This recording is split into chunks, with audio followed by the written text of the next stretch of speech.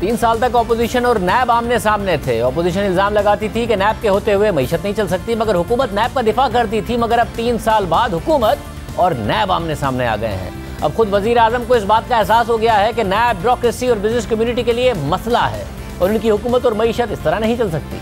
नैब की वजह से ब्यूरोक्रेसी खौफ का शिकार है, बिजनेस कम्युनिटी खौफजदा है, प्राइवेट सेक्टर से प्रोफेशनल्स सरकारी इदारों में नहीं आ रहे हैं। वजीर आजम ने नैब पर तनकीद करने वाले अपने वुज़रा की बात की तस्दीक कर दी है। अब वज़ीर आज़म इमरान खान ने एतराफ़ कर लिया है कि नैब के खौफ की वजह से हुकूमती इदारों के लिए अच्छे CEOs लाना मुश्किल हो गया है, इसलिए नैब का कानून बदलेंगे।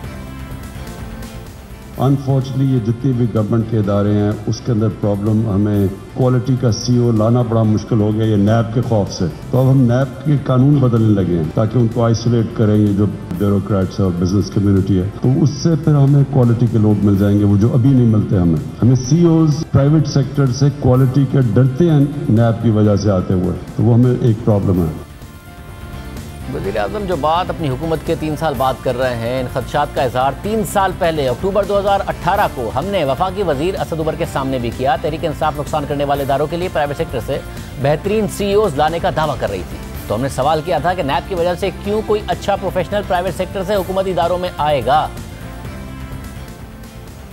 एक मसला है, अगर आप इनको प्राइवेटाइज नहीं करने जा रहे हैं और आप चाहते हैं कि प्रोफेशनल्स आकर चलाएं, एक वेल्थ फंड बने, फिर उसमें गालिबन डिस्ट्रीब्यूशन कंपनीज भी आप डालें, जितनी भी लॉस मेकिंग एंटिटीज़ हैं अगर वो फिर चलने लगें, मतलब कोई प्राइवेट सेक्टर से आएगा क्यों पब्लिक सेक्टर इंटरप्राइजेस को चलाने, और फिर वो नैब का सामना करे, फिर वो सुप्रीम कोर्ट में पेशियाँ भुगते, कोई क्यों आएगा? किस तरीके से एक मैनेजमेंट बनेगी जिसको इख्तियार होगा बड़े बड़े फैसले करने का और उसे ये कॉन्फिडेंस होगा कि वो बाद में जाके नैब नहीं भुगत रहा होगा? सवाल तो आप ये बहुत अहम पूछ रहे हैं और नैब वाले जो हैं वो इसके बारे में उनको गौर भी करना चाहिए।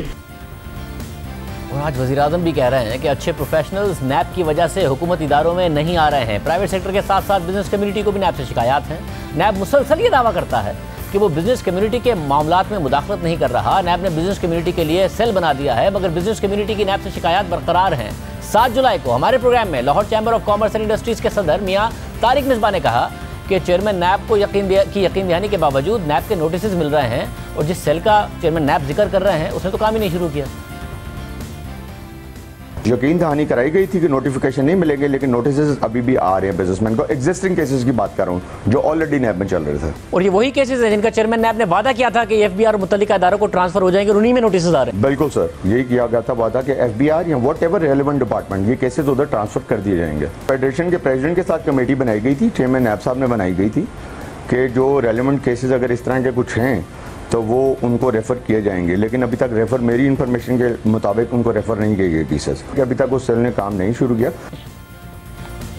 हर वो वजीर जिसने अहम फैसले लेने हैं वो नैब की शिकायत कर रहा है, चाहे शौकत तरीन हो, चाहे असद उमर हो, शफकत महमूद हो, वज़ीर मुशीर तिजारत हो, या फिर वज़ीर और मुशीर पेट्रोलियम और तवानाई हो, सब नैब के हवाले से शिकायत कर रहे हैं। और अब वज़ीर आज़म भी कह रहे हैं कि नैब के कानून में तब्दीली की जाएगी। मगर वज़ीर आज़म इमरान खान के बयान पर रद्द-ए-अमल देते हुए नून लीग के रहनुमा एहसन इकबाल ने ट्वीट किया कि अब किसको NRO दिया जा रहा है, कौन मांग रहा है? अपोजिशन का कोई ऐसा मुतालबा नहीं कि नैब कानून बदलो, तगड़े हो, अब अपनी बारी आने वाली है तो कानून बदला जा रहा है।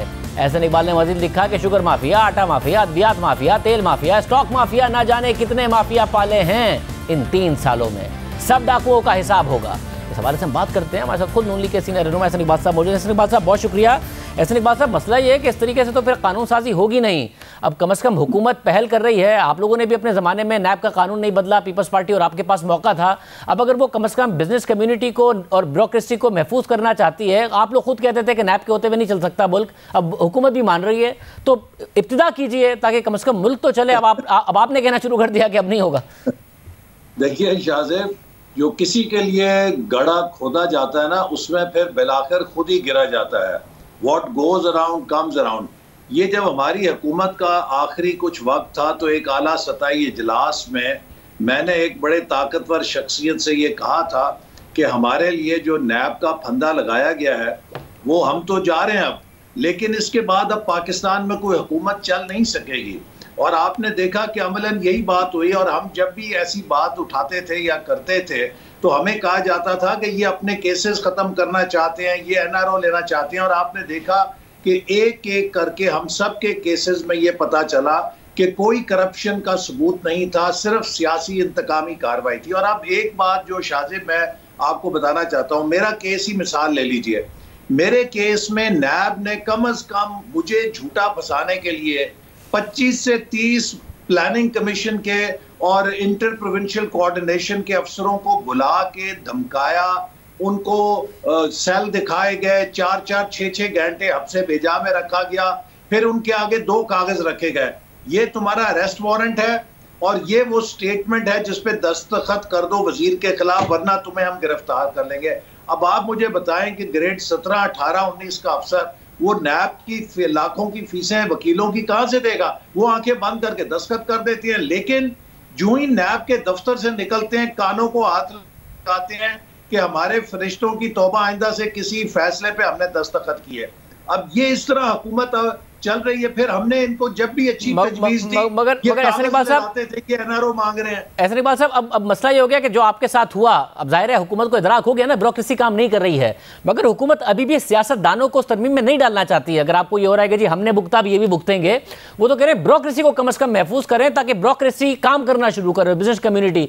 तो उसके लिए आप साथ तो दें, क्योंकि किसी ना जब भी कानून साजी होगी किसी ना किसी का फायदा तो होगा, चाहे वो आने वाले दिनों में आपको नजर आ रहा हो कि भी हुकूमत अपने आप को बचाना चाहती है, मगर रिफॉर्म्स ऐसे ही होते हैं, तो कम से कम रिफॉर्म की तरफ तो बढ़िए। अब आप ये सोच रहे हैं कि अब इन्होंने भुगतना है हमारे बाद, तो इसलिए आप नहीं होने देंगे। अगर इन्होंने कुछ करना है तो सबसे पहले ये अपना एजेंडा लेकर आए, ये बताएं कि क्या करना चाहते हैं।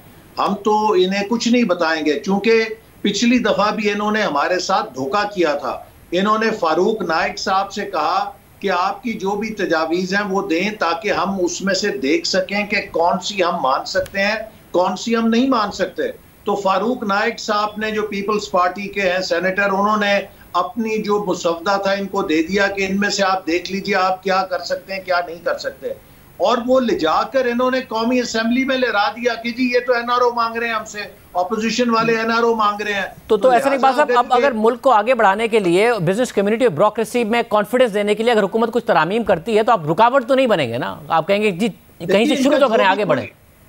जी, इनका जो भी एजेंडा है, हमने हमेशा से ये कहा है कि नैब के कानून को जो सुप्रीम कोर्ट की ऑब्जर्वेशंस हैं, जो हाई कोर्ट्स की ऑब्जर्वेशन है, जो फेडरल शरीयत कोर्ट की ऑब्जर्वेशंस है, और जो भी इसके अंदर किसी के लिए खास तौर पे इंतकामी कार्रवाइयों के लिए कार्रवाई की गई है, उस सबको आप खत्म करें। It should be A level playing field. Pakistan के आइन और कानून से इसको हम आहंग करें। इसको क्यों स्पेशल स्टेटस दिया हुआ है अपने मुखालफिन को 90 दिन के लिए अंदर करने के लिए? और अब तो नैब ये कंटेस्ट कर रहा है कि हाई कोर्ट ने जो बेल्स ली हैं वो भी गलत ली हैं, यानी कि अगर ये किसी झूठे केस में किसी को पकड़ लें तो उसको ये हक भी मानने के लिए तैयार नहीं है कि हाई कोर्ट उसे बेल। तो ऐसे बात साहब, ये प्रोविजन आप डलवाई है कि जी गिरफ्तारी का जो इख्तियार है चेयरमैन नैब का, इसको खत्म किया जाए, चाहे वो किसी के लिए हो, चाहे ब्यूरोक्रेट के लिए हो या किसी के लिए भी हो, बगैर कन्विक्शन के जो अरेस्ट होते हैं उस पर तो वैसे अदालतें सवाल उठा रही है, तो ये चीजें आप डलवाई है अपनी तरफ से? हाँ, देखिए शाजिब, ये बातें तो हमने हुकूमत को कही थी कि जो उनका 90 दिन का रिमांड है इसे खत्म होना चाहिए। 14 दिन पाकिस्तान में जो दहशतगर्द पकड़ा जाता है उसका भाई 14 दिन का रिमांड होता है। यहाँ पे आप एक झूठा बोगस केस बना के 90 दिन के लिए लोगों को अंदर कर देते हैं। इसके बाद फिर जो एहतसाब अदालत है उसके पास जमानत का हक होना चाहिए। क्यों हर कोई हाई कोर्ट में जाए, पहले एहतसाब अदालत में जाके वो अपनी जमानत सीख कर सके। फिर जो चेयरमैन नैब का एक बड़ा डिस्क्रिशनरी हक है कि किसी को इंक्वायरी की स्टेज पे पकड़ लिया, किसी को इन्वेस्टिगेशन की सतह पे पकड़ लिया, किसी के खिलाफ रेफरेंस भी बन गया फिर भी उसको नहीं पकड़ा, क्योंकि वो बा इमरान हो गया। जैसे पहले लोग बा मुशर्रफ होते थे, मुशर्रफ साहब की छतरी में जाते थे तो माफ हो जाते थे। अब जो इमरान साहब की छतरी में आ जाएं, उनके खिलाफ भले रेफरेंस भी हो वो पकड़े नहीं जाते। ऑपोजिशन वाले अभी इंक्वायरी भी नहीं हुई, उनको पकड़ के आप अंदर करते हैं। बहुत शुक्रिया, बहुत शुक्रिया हमारे साथ मौजूद